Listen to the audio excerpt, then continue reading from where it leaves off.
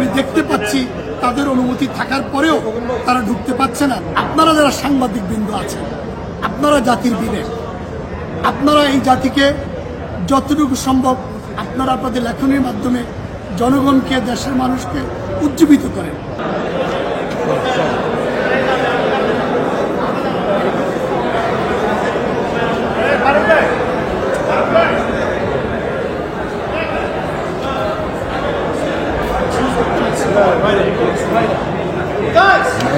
মার্কাসের হোটেলের ভিতরে বিএনপি স্থানীয় নেতৃবৃন্দ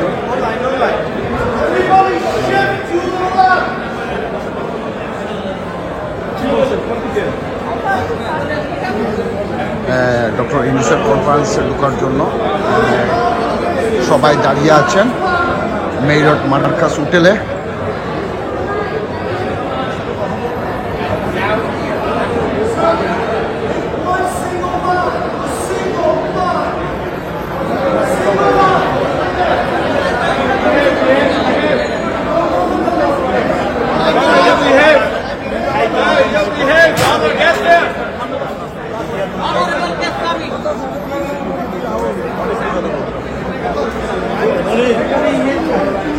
মার্কেটের হোটেলে বিএনপির নেতৃবৃন্দ লাইনে দাঁড়িয়ে আছেন এই ডক্টর ইউনূস সাহেবকে দেখার জন্য। সবাই নেতৃবৃন্দ এখানে দাঁড়িয়ে আছেন।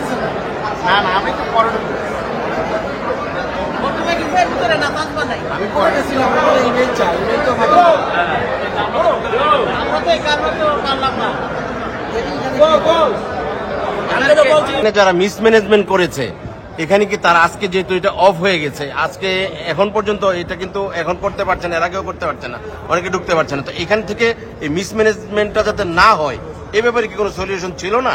এটাকে আপনি কিভাবে দেখবেন?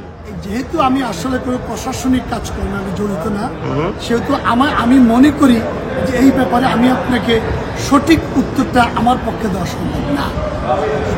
কারণ আমি এইটুকুই বলবো, আমি আপনাদের বিনীত অনুরোধ করব, আপনারা যারা সাংবাদিক বৃন্দ আছেন, আপনারা জাতির বিবেক, আপনারা এই জাতিকে যতটুকু সম্ভব আপনারা আপনাদের লেখনীর মাধ্যমে জনগণকে, দেশের মানুষকে উজ্জীবিত করেন।